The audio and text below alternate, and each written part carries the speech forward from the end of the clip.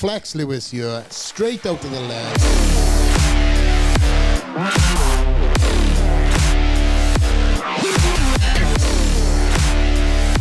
All right, guys, episode 2.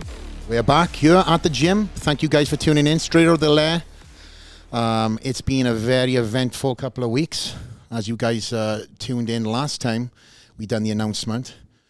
We have, there's a lot of things that have happened since then, you know.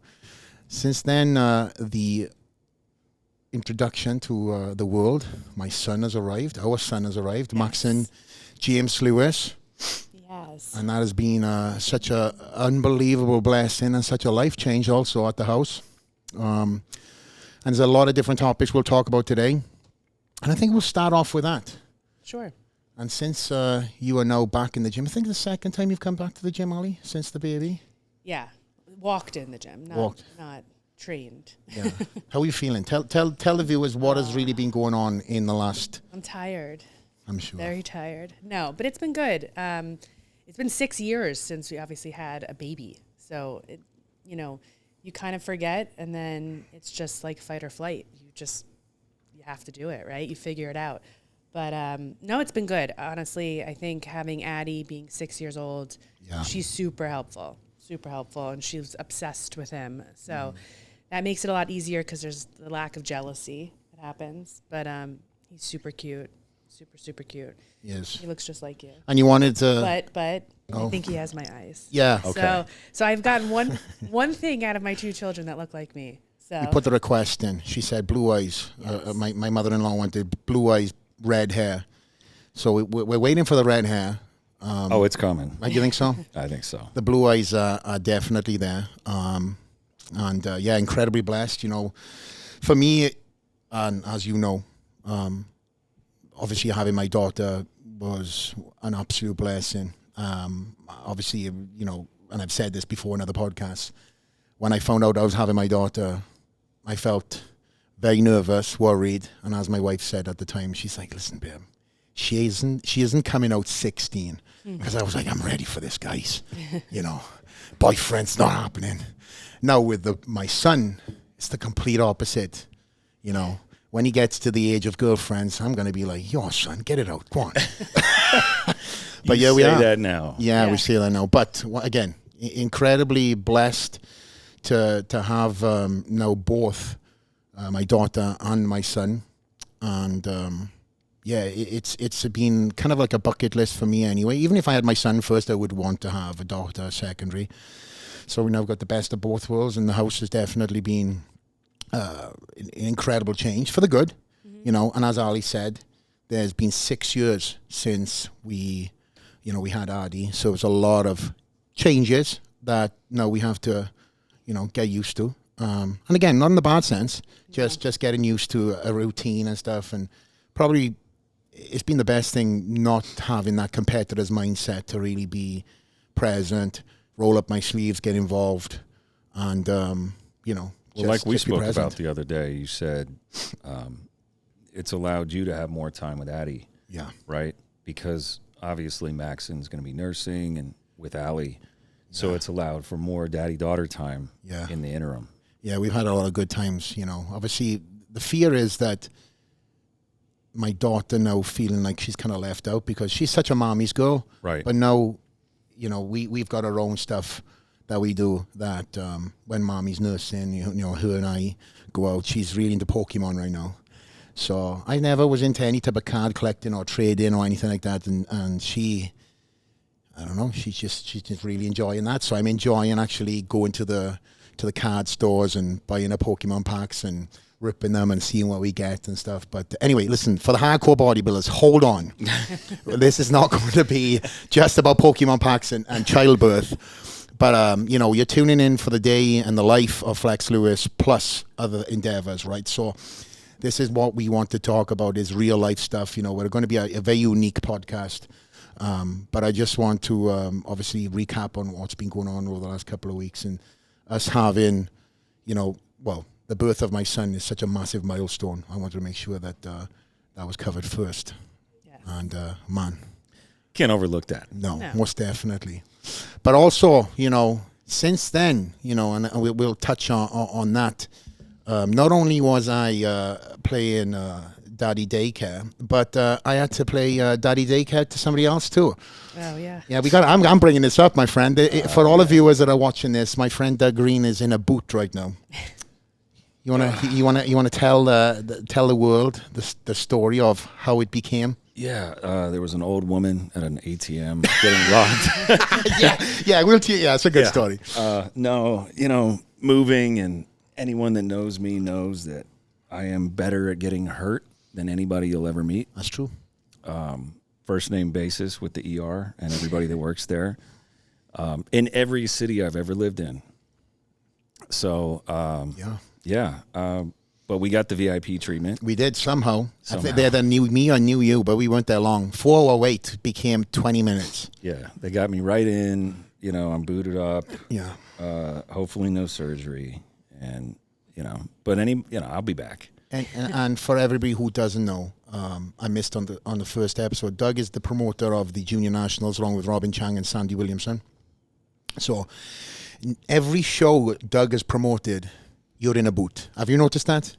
Not every show, but well, you're injured. You're injured somehow. Yes, the Flex Lewis Classic. We, that was a good we might roll up some footage, no pun intended, of you rolling around in a scooter that weekend.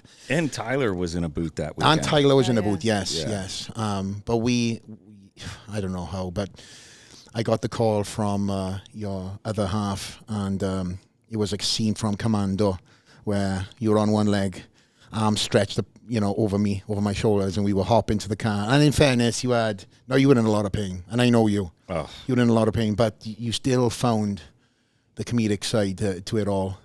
You have to. And at 1 o'clock in the morning in ER, you're looking around, and it's like, why the fuck am I here? Yeah, I was pretty drugged up too. Well, after they called us in the back, they give you this little Dixie cup full of these pills, and within 15 minutes, I seen the different side of Doug, and laughing and joking. I was like, and he's like, I feel good, bro. I feel good. I'm still in pain. Yeah. But the pain went from like an 8 to a 3, and then I was just out of it. Yeah. But yeah. Well, that's also been happening since then. Yeah, I don't think anybody's surprised. Yeah. Well, for everybody who's watching, that know you personally, Yeah. They kind of used to crazy stories. Yeah. What did Neil say? What do you need, attention? I know. Literally, we had Neil Hill in the office, and he's been gone for quite some time because he's been on the road, and then he got COVID. So this is his first day in the gym when they literally seen Doug for the first time. He's like, bro, come on. Is this the bad foot too? And it's not. It's not. No. I'm just balancing it. Yeah. But what else has been going on, guys? Well, you put the podcast out of your announcement. That's true. Retiring. And so, I can ask this to you. What did you think the reaction was? Like, were you happy with everyone's reaction? Were you surprised at people acknowledging you? How did you feel it went, post podcast? I think it went better than expected, all truths, everything I do in life, I kind of put a lot of pressure to anything. So making this announcement, even though, as I mentioned last podcast, I had made the decision, I sat in the decision, I owned the decision. But then when I had to break it to the world, I got very nervous, both you guys know. Because at the end of the day, I'm a people pleaser. I've done what I've done, and people can say, I don't give a fuck about what people think, but really everybody does.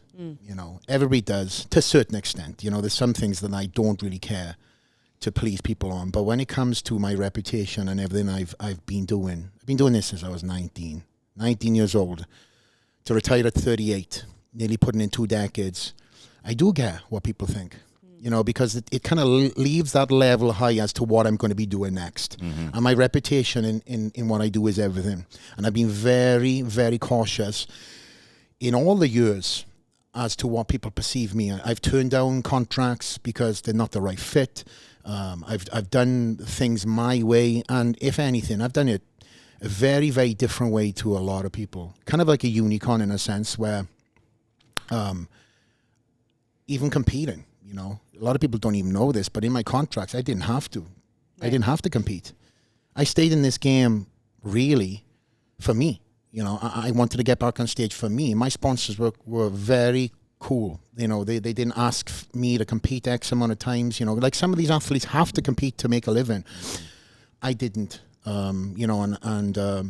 It's been it's been an incredible reaction. I'm shocked at who came out to wish me well, make hard posts, make stories, jump on my post and comment. And I've got some incredibly great friends, amazing fans, and some superstars that have surprisingly hit me up, knowing how busy they are too, and I'm not naming names. You guys can see who has come on, various different platforms to wish me well. So in terms of my fear, I haven't really seen anything. They get the odd one comment, right? But it's buried. But I feel like even if you read those, it's not from anyone who watched the podcast. That's true. Right? That is true. And your fans probably go on and attack them. That is that is true too. Yeah, that is true. There's been a lot of different YouTube videos, a lot of different platforms that have commented and on the podcast and put their own sort of spin on it in a good way.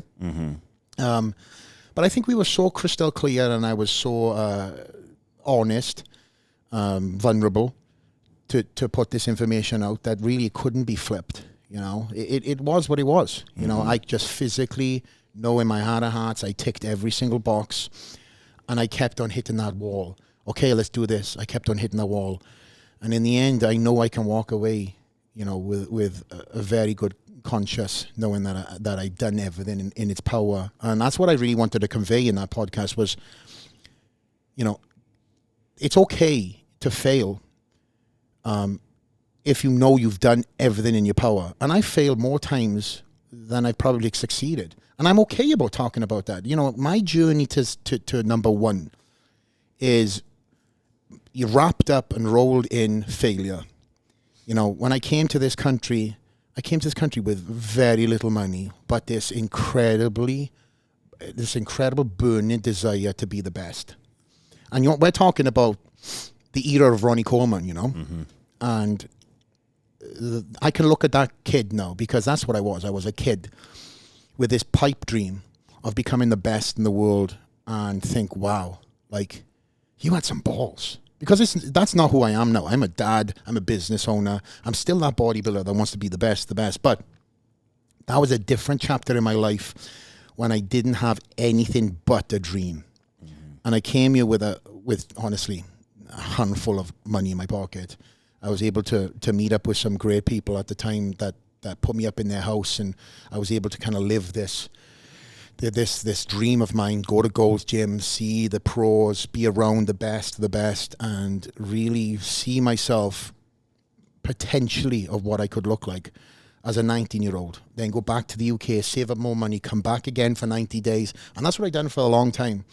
So now where I am at 38 years old, and I'm looking back, and as I said, I've got all these trophies and I've got all these stories that go with them. I made it. That's one thing nobody can ever take away from me is I made it. I done it my way. I've got loads of stories to tell, obviously for future podcasts, but it was a story that it was mine. Nobody can everybody's got their own story, right? But that was my story, and I'm still telling the tale. Now, as a 38-year-old, I've got my teeth into other things, other endeavors. And the transition for me had to be just as scary as what it would be chasing the title. So that's what I'm into right now. And you can't ask me what it is. I was going to, but I think everybody wants to know, and I think eventually on an episode. Most definitely. Whether it's next episode or the episode after that, I will tell the world what I'm going to be doing next. But as of now, I really have to focus on this next endeavor, really commit to it without distraction and without anybody kind of giving their own 2 cents into what I'm doing. Because what I'm doing right now, again, is giving me that same anxiety that I used to have when I was chasing that title. And it's an amazing feeling, I'll be honest. It's scary as fuck.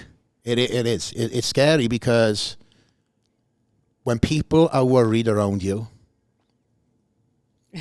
that, you know, having you like, okay, babe, you really want to do this? Yeah. Then. Well, it's vulnerability too. Yeah. Right? I'm putting myself out there. Yeah, exactly. You're going to put yourself out to the world in a very different way. Yeah. Yeah. Right? And I know the viewers are going nuts watching this right now. So I got to course. watch what we say. We're skating a very thin line. But I will just say this, guys. All I'm asking for is the support that I've had when I've competed on stage. And I know that. You know, I'm not looking for favoritism. I'm just looking for the support. When I transition into this next chapter of my life, you know, I'm still going to be the bodybuilder. I'm still turning up at the gym every single day. I just want to do something that puts another feather to my hat. And also allows me then to expand the sport. You know, as everybody also knows, and I've said this many times, I don't fit the cliche. I don't like being the cliche. I like breaking the perception.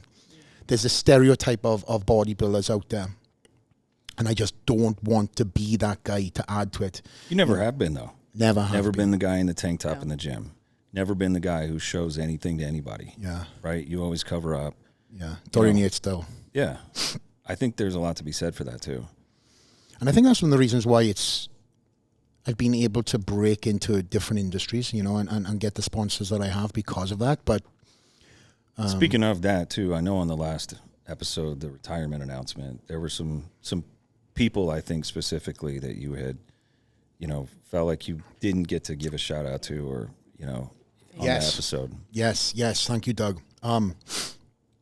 So the podcast obviously is a learning curve for kind of all of us, right? But it's still something when we released the podcast, I felt in my heart of hearts there was a kind of a category I missed out, and that was really thanks. Mm-hmm.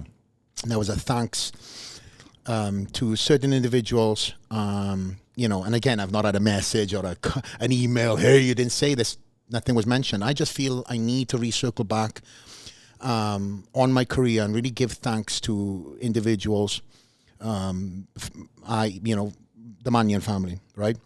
The Mannion family have allowed me, as they have with every athlete, to build a career.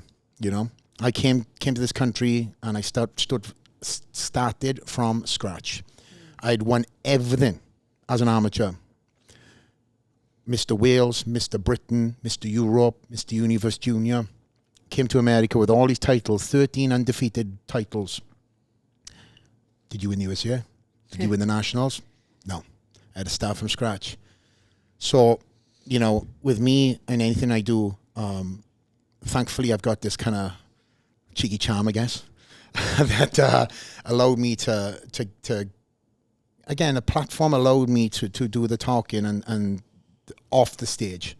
So traveling around the world, getting sponsored by Gaspari, etc. You know, I represented the Mannion family all around the world.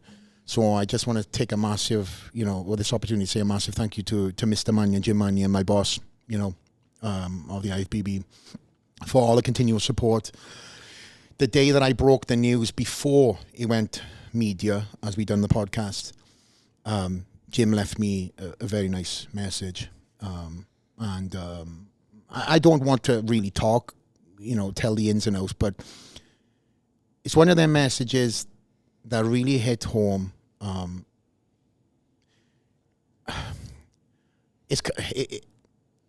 me think how I can say this without talking the whole thing. It was just approval. Validated. It was approval for my 2 decades of being the bodybuilder and nearly a decade of being the champion. And to have that message, and I messaged him back and I said that. I said, listen, boss, we all strive to impress, right? We all want to read or hear something. And at the end of my career, to get this message from him, fucking made my day. You know, I'm sure. He made my day. He basically told me that I was a great representative, and that's as far as I'll say. But you know, the whole Mannion family, from Tyler, JM, Debbie, they've all been a great support to us as a family. Yeah. And then namely mentioned guys like Robin Chang and Steve Weinberger, who I have a very good personal relationship with. You know, Robin was my boss at Reader Publications for over a decade. And there was a lot of changes in that time, and that man really put his neck on the line to keep my contract whilst there was that digital change in me from print to digital. And we've traveled around the world. You know, he's promoted many events outside of the Mr. Olympia. Sure. So and he was the promoter the whole time. And he was the promoter, competed. yeah. So I would say that Mr. Mannion again, and Robin Chang and Steve Weinberger are three people that, again, really notably need that thanks from me. Yeah, so again, without sort of, I don't want to sort of just touch on the Steve Weinberger. Sorry, I don't just want to just touch on Steve and not say anything about Steve, because Steve has been the head judge that judged me throughout the year. And I do apologize about the vacuum noise in the background. It kind of distracted me right there. I just want to note, when I went a bit brain dead, I just sent my videographer out to kill whoever it is, because we have a sign on the door. But in terms of Steve Weinberger, that man has been one of my toughest critics, and also become a very good friend. Steve has got this very, what would it be? A very unforgiving look to him sometimes. He's got a very stoic. Yes. He's a man of very few words in some cases, but them few words you listen to. And I've gone up to his gym, which in my eyes is the mecca in bodybuilding, one of the best gyms in the entire world. And he hasn't really said anything other than come up to the gym. He's known I've been in one of these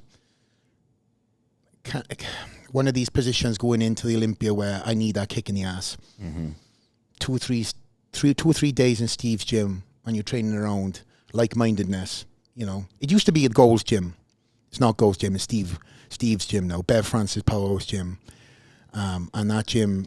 Just walking in there, you just feel it, because that is a gym that was built from nothing to become something, and the athletes have come in from all over the world to go and train there, to create their own dreams and their own legacies.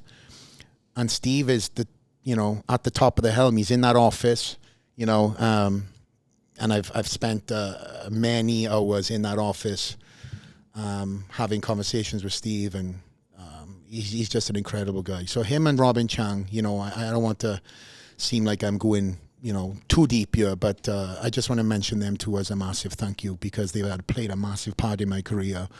Also on the professional side of things, but then off stage also.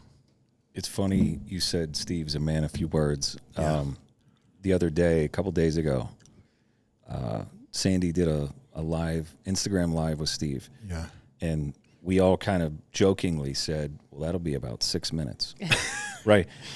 We all love Steve, yes. Right? But as you said, sometimes he's a man of few words. It was an hour. Steve. And it was, the funniest part about it was, Steve actually addressed how so many people look at him, yeah, and they find him intimidating, right? Because if you don't know Steve, yes, you only know the face sitting at the judge's table. And if you've ever been... It's a tough face to look at sometimes. Listen, yeah. If you've been on that stage and he's not going to crack a smile, yeah, right? He's going to look at you, and that's an intimidating look, yeah, right? If you've been on the receiving end. And right. So he kind of addressed it, and he's like, I don't know why the hell everybody's so intimidated by me, because he's a good guy. Yeah. Steve's a great guy. I think with Steve, though, you kind of only see the head judge until you get to know him on the personal level. That's and right. All of us in this room have a personal relationship with Steve. Yeah. Obviously, you spent a lot of, before time in the gym, yeah. Yeah, before you and I got together, and you were competing, you go up there to Steve's and you would obviously get his approval, and he'd give his critiques and stuff. And the crazy thing is, I've been up to that gym. I couldn't even tell you how many times I've been to that gym. Only one time Steve's ever seen me pause. Really? Really? Yeah, only one time. And people obviously make trips from all over the world just to get in front of Steve so he can give, his opinion. Yeah. One time. Yeah, was it the time where, I know exactly what it was, when you didn't know if you were going to compete again after Dallas passed? Was it that time? I know you went up to see him. No, I didn't even look at me then. No? Oh, No. I thought that was the time. Because I No. remember you going up there. That was tough. Yeah. Yeah, I And bet. you just didn't know what you wanted to do. And you're like, I'm going to go see Steve. I'm going to train. And then I remember you calling me and you're like, all right, I'm going to compete. And you know what? So He I didn't didn't. know Yeah, sorry. I didn't know if it was that time because I just remember that was such a pivotal point. Not in your career, but yeah. I mean, yeah. you lost one of your closest friends, training partner, and it was just trying to find your way back on track, or trying to find a purpose to get back on stage and make sense of it. And that just goes to show where you went. You bought a plane ticket. You went to go see him to have that conversation, or just to see him. I don't know what was said in that room, but I just remember you calling me because you were just so torn weeks before of what you were going to do. No one knew this, obviously. I mean, I did. But I just remember you texting me, you're like, I'm in. I'm doing it. And I was like, Yeah. all right, no questions asked. Like, I don't need to know what happens. I mean, you made your decision. Let's start prep, And you know what I can say I remember right now? that. Yeah. I can say honestly, and on my daughter and my son's life, Steve didn't tell me anything. He didn't tell me I should or shouldn't. He told me it's up to you. He's good like that, though, isn't he? Steve is awesome. Yeah, I mean, he's not the guy who ever wants to have, I think, the say. Well, right. You know, he wants you to make that decision. He told me. He kind of told me, I guess, without telling me, because I don't want this to sound like there was, a judge having influence or anything like that, because that's not the case. And anybody who's gone to see Steve will know what I'm talking about. You will attest. But just being around the gym and just seeing all different athletes coming in and having different conversations, I don't know what it is. The only thing I can say is Steve Gym is just unique, and jumping into that gym, having workouts in that gym, because this gym isn't kind of like ours where it's loud and there's an energy that comes from the music, that comes from the athletes there. His gym is very church-like. Low music, just clinking and clanking and old school weights being banged. People are putting in the work. They're coming and going. You have, first responders that are going there. You have football players retired. You've got bikers. You've got the best of the best athletes. It's unbelievable, and just being around that, I found my way again, because I was in a bad place. I'm not going to lie to you. I'd lost a very close friend who I regarded as a little brother. We were both, coming to terms with that. We all were. The whole industry was. But because I was kind of like the face that trained with Dallas at the time, I was the point of everybody's kind of emotions. When people came to me to cry, that Olympia was crazy, but we won't touch on that now. But again, every time I went anywhere, people wanted to give their condolences. And I just suppressed everything, until the end. I just was like, I've got to find my way again.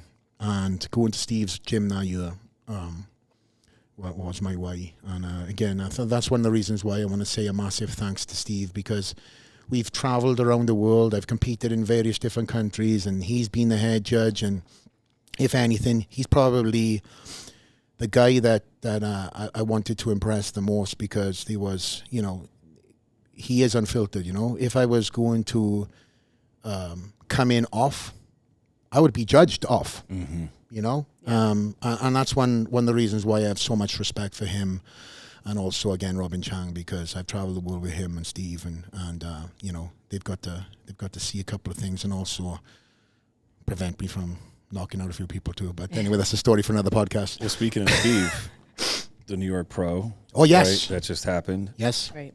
Blessing winning second show. Yeah. In a row. What are your thoughts? Well, I think it's the era of aesthetics. It is. Yeah. You look at the guys who have just won shows. You've got Blessing, back-to-back wins. Congratulations, Blessing. Blessing is trained in the Dragon's Lair in Florida. And he trained under Neil for a little bit too. And since then, he's made incredible improvements, and I think Blessing really, had the stereotype of being the comedic, funny guy, and people didn't look at him with the same set of eyes as him being a successful bodybuilder. And I think he made it his job to break that sort of mold. You know, so Blessing's a funny guy. You know, he's got his obviously his Instagram was formed doing the comedic stuff, and what I've noticed is a lot of maturity over the years.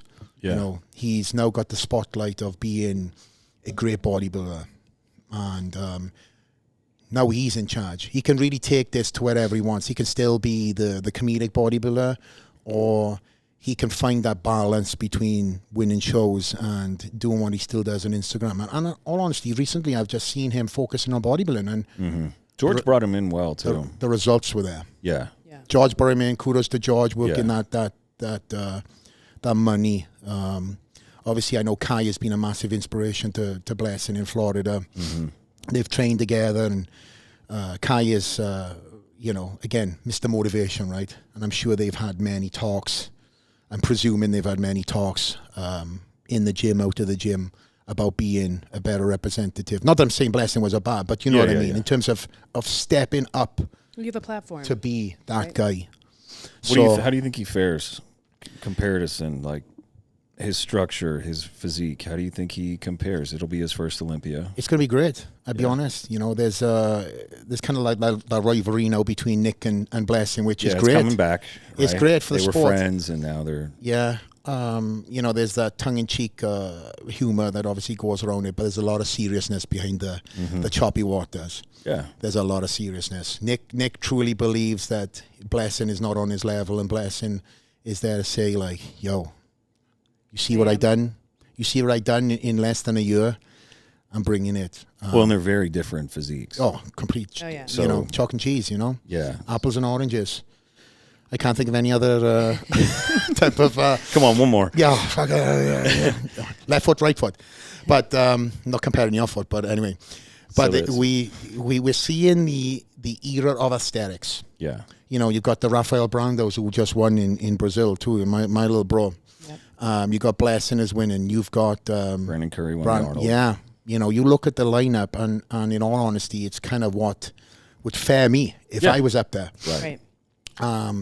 Not that I'm saying the days of mass monsters are gone, but what these mass monsters now have to bring is a tighter, cleaner package. Sharper. Conditioned. Yeah. Small waist. Yeah. You can be a mass monster, but this keep on this role of fitting the criteria, because it's bodybuilding. The criteria is small waist, flared, wide structure, tapered in, flared out, right? It's bodybuilding. It's the cartoon that we all grew up on, the small little joints and everything else. But now with the new era coming in, I think it's going to be great, because I'm a massive fan of classic physique. And shout out to Chris Bumstead for obviously being the champ of that division, and somebody that... hell of an ambassador. Kid's unbelievable. Yeah. And he's just a good fucking dude. Good dude. I've known Chris for a very long time. I remember Chris turning pro as a super heavyweight in Canada. And, a lot of people were rumbling then. It's like, this kid is not going to be, I hate to say the word kid, but he's not, he's younger than me. So, this athlete is not going to fare anywhere. But also they said the same thing about me when I turned pro. And then the 202 came. I done that. Classic physique came perfectly aligned for Chris to jump into. And what he's done with having that position is incredible. Incredible. Like, I have never seen, and we spoke about this the other day, you and I. I've not seen this kind of attention on bodybuilding in a number of years. He's brought so much eyes into bodybuilding. There's Vegas, as obviously us at the gym, we have a lot of people coming in and out. And, they're all rocking his C-bum shirts. And they all kind of look that, they've got the C-bum look, the mustache, the claws, it's kind of like entry point bodybuilding. and it's bringing these guys who are just getting into the gym, like I was many years ago, and that is the guy that they have on the wall.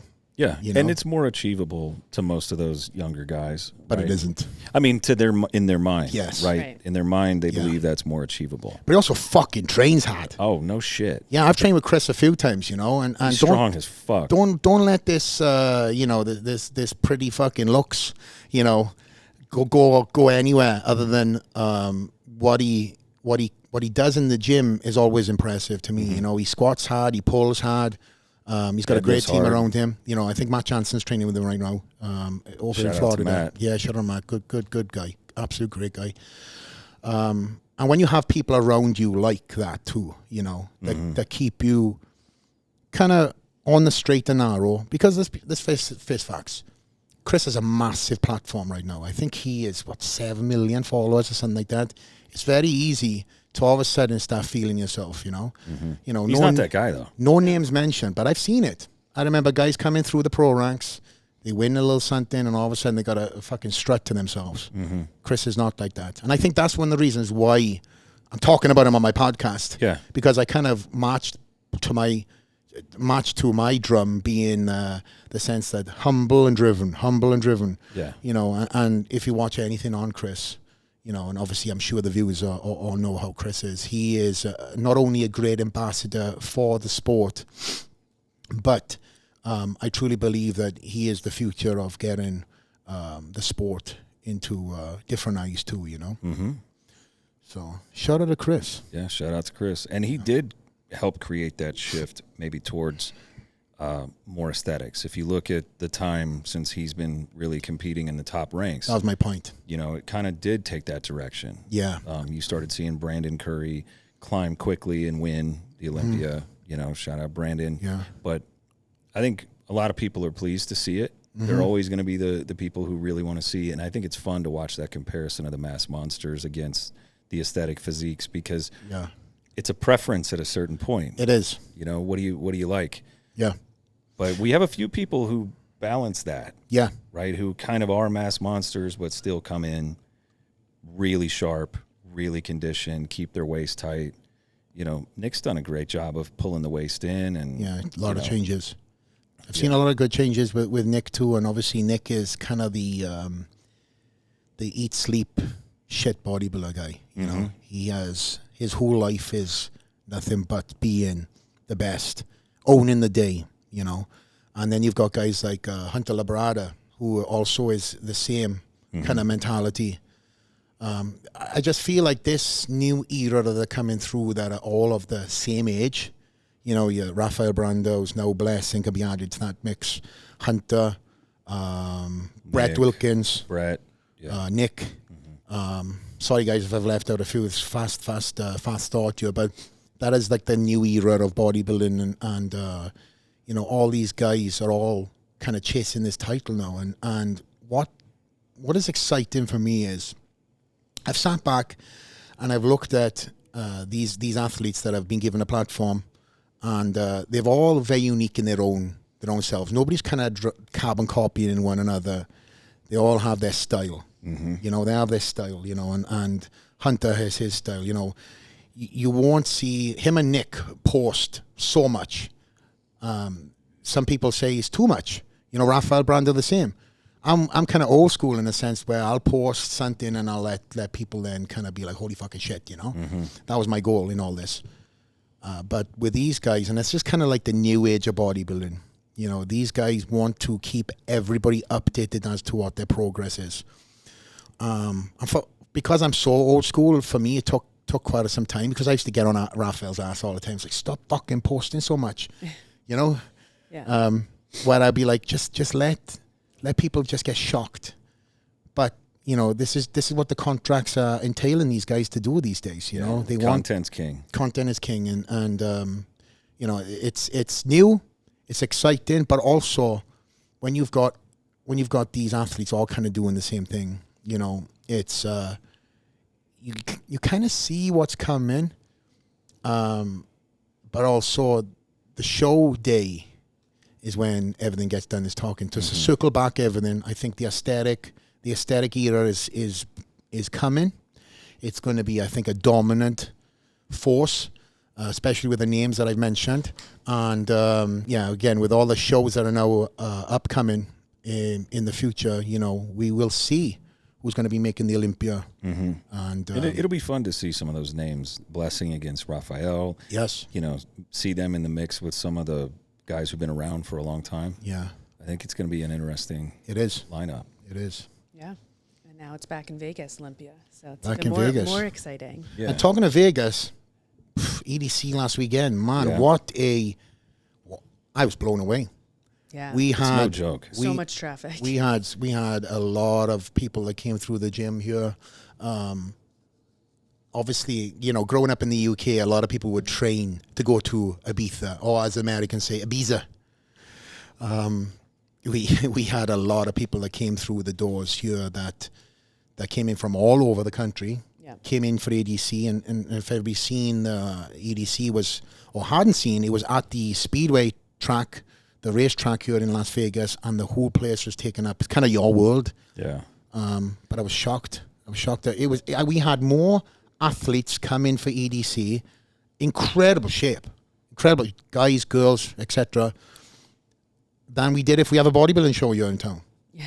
Yeah, I mean, and it was nice to see too, because last year they postponed EDC twice, and then the turnout ended up not being great as a result of that. Mm-hmm. So, it went back to being like it was. Anyone who's been coming here for years, it was back to pre-COVID, packed. Yeah. I don't know how many hundreds of thousands of people, but it's usually a few 100,000 come to Vegas. So it's nuts to see that. And you and I didn't go, mate.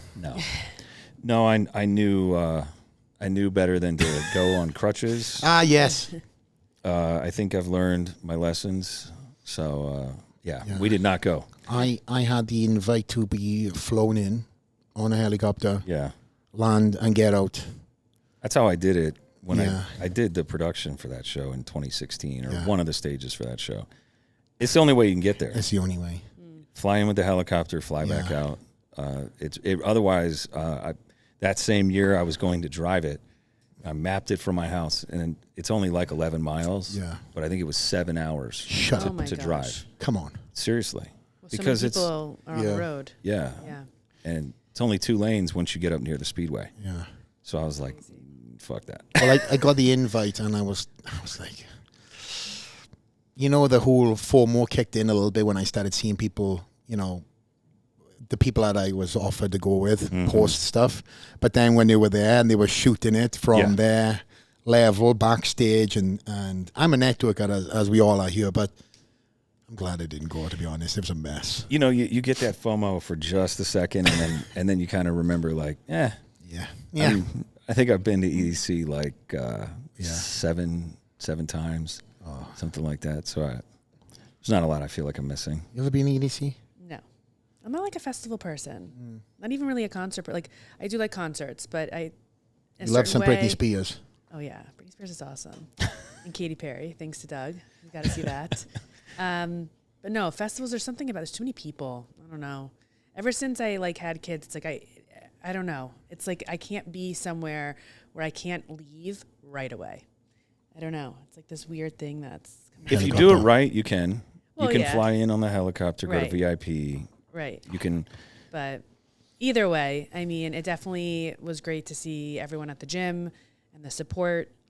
As always, that's a big thing for us is we genuinely love seeing who comes into the gym for different reasons, So, but I know that you want to say, on the next future podcast, we're going to have some really great guests. Yeah. So I know that you want to kind of leak that for our next one. Yeah. So guys, this podcast is really kind of an update, for every a recap. And, as I said in the first one, we're really going to be pushing guests, and we're going to be kind of talking bodybuilding, but not talking bodybuilding. We want to get into the mindsets of these athletes and these celebrities that come through the gym, business owners, etc. And our next guests are going to be none other than the Hodge twins. Yes, it's going to be a lot of fun. It's going to be a lot of fun, and the Hodge twins are absolutely hilarious. Obviously, they have their own channel, and they're doing their own thing. And I think with us having them come on here, it ties in a lot of our world with their world, and we can get to see what makes them tick, what gets them going in the mornings, in the nights, and the evenings. And these guys train here every single day, and they bust ass. I got to say that, just to add in. They train hard, you know, they work hard, and they've got a lot of cool things that I'm very excited to speak about on the next episode. So with that being said, guys, I think we'll wrap this up. Yeah. I want to thank everybody for watching. Stay tuned for further and future episodes. And again, thank you so much, guys, from me to you. Straight out of the lair. Peace.